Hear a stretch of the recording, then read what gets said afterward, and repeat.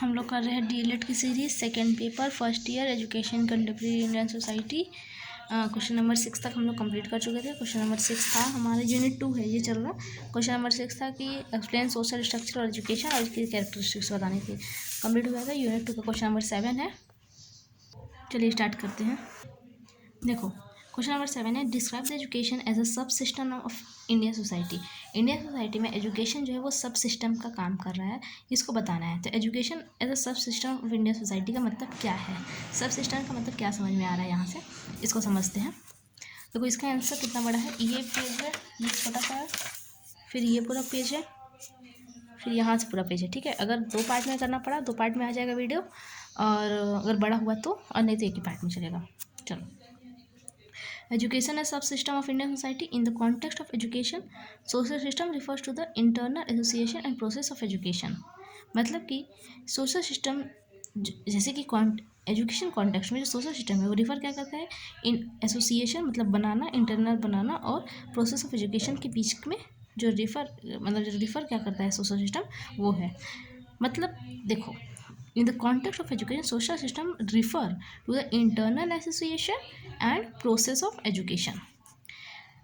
हाँ, analyzed as a rational unit which is distinguishable from other aspect of society. देखो मैं 2-3 line पढ़ के फिर समझाती हूँ।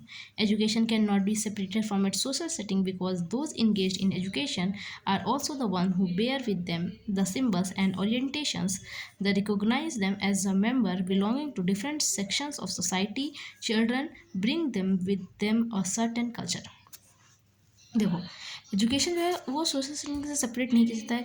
क्यों? क्योंकि इंगेज है एजुकेशन, जिस मतलब एक सिंबल है, ओरिएंटेशन है रिकॉग्नाइज करने के लिए मेंबर अपने मतलब कि वो different section of society. Children भी एक कल्चर को मतलब जानते हैं एजुकेशन के थ्रू, और they have learn their certain patterns of speech, certain behaviour, certain relation to life from their family and neighbourhood. वो लोग जो कल्चर वगैरह सीखे वो अपने फैमिली और नेबरहुड से सीखे। Children do not plunge their enunciation or style of dress soon after entering the school. These are often restrained yet deeply entrenched. Social background is significant to the investigation of the relationship between education and socialization because it familiarizes a child's right to enter into certain patterns of relationship or to have certain response to the school. यहाँ school की बात बताई गई है कि जो भी बच्चे का बैकग्राउंड होता है वो एक सिग्निफिकेंट मतलब investigation of relationship between education and socialisation, वो उसका बैकग्राउंड एक हेल्प करता है एजुकेशन और सोशलाइजेशन में। कुल मिलाकर के उस पैराग्राफ में यही बात कही गई थी। Social background, however, is not only feature. Peer relationships are equally important. देखो peer relationship भी important है अपना कल्चर फॉर्म करने में, अपनी आइडेंटिटी फॉर्म करने में। Education is a process which help in the achievement of determined living for every individual in the society. Education process है कि जो अचीवमेंट के लिए हेल्प करता है सोसाइटी में एक एक इंडिविजुअल के लिए कि आप अपना अच्छा कर सकते हैं just because of education. Educational arrangement acquires intricacy through a process of social change. Education is in this respect is a process which helps the member of a society to adapt or to the constantly changing aspect of society. Recently, the sociological division has emerged. It opened up new grounds or in our traditional understanding of perspective education in molding society. देखो education बहुत help करता है एक society को अच्छा बनाने के लिए, एक स्कूलिंग सिस्टम अच्छा रखने के लिए। और इवन आज अगर तुम किसी को चेंज भी करना चाहो तो जो इंसान चेंज नहीं करता है क्योंकि वो एजुकेटेड है। अनएजुकेटेड पर्सन को तुम चेंज करना बहुत मुश्किल है, वो बोलेगा नहीं यही सही है, और एजुकेटेड पर्सन को बताओगे कि इसका क्या कॉज है, क्या प्रॉज है, सब कुछ, तो वो चेंज होने के लिए रेडी रहेगा क्योंकि वो एजुकेटेड है। अब देखो these premises are discussed as under. One of the premises of sociology is that the individual is born into situations resulting from the operation of forces, historical and modern. These forces might be philosophical, social, political, or economic. The second premise is that had individual in the process of socialization get himself acknowledged with the structure and goal of society. Education may be viewed as a self-contained social system with a distinct operation and a unique pattern. Education is an important subsystem of social system. It is well-defined structure and set of rules. It affects the utter social system. कुल मिलाकर के same वही बात है। Education जो है वो social system को अफेक्ट करता है, वो खुद को अच्छा बनाता है, वो एक यूनिक पैटर्न को फॉलो कराता है। वो देखो ये ऐसा समझ लो कि जो एजुकेशन है वो काफ़ी चीज़ें अच्छी ऑर्डर में बनाए रखता है, चाहे वो सोशल हो, पॉलिटिकल हो, इकोनॉमिकल हो, यही सब चीज़ें हैं और कुछ बात नहीं है। देखो, और अकॉर्डिंग टू क्लर्क, ये याद करने की बिल्कुल भी ज़रूरत नहीं है, कोई ज़रूरत नहीं है आंसर राइटिंग में नहीं लिखना है, कहीं नहीं लिखना है। हाँ, अगर पढ़ना है तो यहाँ से पढ़ लेना और समझ लेना।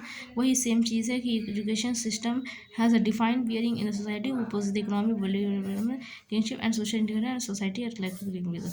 कोई खास बात नहीं है, छोड़ दो। कैरेक्टरिस्टिक्स पढ़ते हैं। The following are the characteristics of education as sub system education is a powerful agent towards building social individual. तो क्या कैरेक्टरिस्टिक्स है इसकी?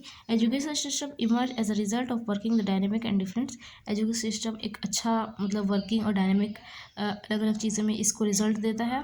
Institution of the society education system that through it experience enriches the discipline of education and gives new illumination towards the solution of educated profession. Education college provide opportunities for meeting. अब देखो, education जो है वो society का जो education है इसको experience करते हैं, डिसिप्लिन लेकर के आते हैं एजुकेशन के थ्रू। और जो भी स्कूल्स है, कॉलेजेस हैं, ये प्रोवाइड करते हैं अपॉर्चुनिटीज़ मीटिंग के लिए, और नए नए इनोवेशन, नए नए आइडियाज़ भी एजुकेशन के थ्रू आते हैं। अब देखो, द नीड फोकस, हाँ, फोर्थ पॉइंट देखो, the need of man to pass the desirable characteristics of this culture form of value norm etcetera. It also help to mould the society in the this direction. देखो, desirable character कैसे चाहिए होगा अपने culture का, जबकि तुम उसके बारे में पढ़ोगे, उसके बारे में जानोगे और एक अच्छी सोसाइटी की तरफ ढालोगे अपने आप को, और सोसाइटी को भी ढालोगे, तो just because of educated person and education too. अब देखो क्वेश्चन, इट डेवलप्स फिफ्थ का, it develops respect for social norm as well as value understanding knowledge in an individual for making him responsible and effective member of the society. It is really the interaction system which emerges from the structure and functioning of human groups, and also they help the child to understand these interaction parameters, education and its relationship with Indian social system. The progression of industrialization, where the economy shifts from agriculture to manufacturing and then service industry, very considerable affects the nature of education system. वही मिला जुला के सारी वही बात है, कोई नया नहीं है, वही सब चीज़ है कि देखो बता देती अच्छा तुम लोग नहीं तो बोलोगे, कोई वही सब चीज़ है कि इंडिविजुअल रिस्पॉन्सिबल है, ह्यूमन ग्रुप एक रिस्पॉन्सिबल है, अंडरस्टैंड करता है एक दूसरे के इंटरेक्शन को, मीटिंग्स को। एजुकेशन और रिलेशनशिप जो है वो सोशल सिस्टम का एक हिस्सा है, मतलब एजुकेशन की जो रिलेशनशिप है वो इंडियन सोशल सिस्टम से है। इकोनॉमी को कैसे शिफ्ट करना है, एग्रीकल्चर से मैन्युफैक्चर, हर कुछ एजुकेशन का काम है। Although actually in such a situation, the demands of the society vary from manual to intellectual and from low to high degree of skills. In fact, where the advancing industrialization, the educational course of serving rises, and there is continuation need for training persons in professional skills. In the Indian situation, education has become a major need for our economy. Industrialization emphasizes research for pushing up more production, specifically at the level of sophisticated electronics. In this situation, some problems of sociological awareness may also appear wherein the social structure and which may hamper the development, in the sense that education institution may overproduce technician skilled persons, thereby increasing employment. Education होने से employment बढ़ता है, चाहे वो industry का बात हो, चाहे स्किल्ड लोगों का बात हो, चाहे अनस्किल्ड में भी अगर थोड़ी बहुत नॉलेज है एजुकेशन के थ्रू तो आप उसमें काम कर सकते हैं। वही सारी बातें हैं। Bivisha in his study Social Change and College Students of Gujarat observed that nearly 22% of college students come from the families which are engaged with in white collar job. White 52% बच्चे कहाँ जाते हैं जहाँ के लोग white collar job में मतलब admitted है। Victor D. Souza in his study Education, Social Structure and Democracy in India has concluded that socio-economic background of the parents is responsible for quality of education of children. Victor D'Souza के कहना ये था कि जो बच्चे का background है उससे हम मतलब पता चल सकता है कि पेरेंट्स कितने रिस्पॉन्सिबल है अपने बच्चे के एजुकेशन क्वालिटी के ऊपर।